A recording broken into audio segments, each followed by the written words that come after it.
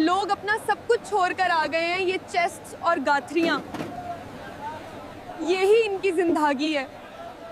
Wait, ये देखो, अकबर में आजादी लिखा है लेकिन माहौल बहुत ज्यादा टेंशन वाला है।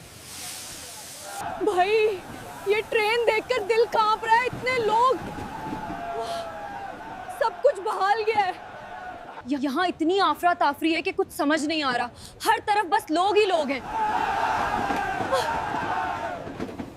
स्टीम की वजह से कुछ दिख नहीं रहा, बस आवाजें आ रही हैं। बहुत डरावना सीन है।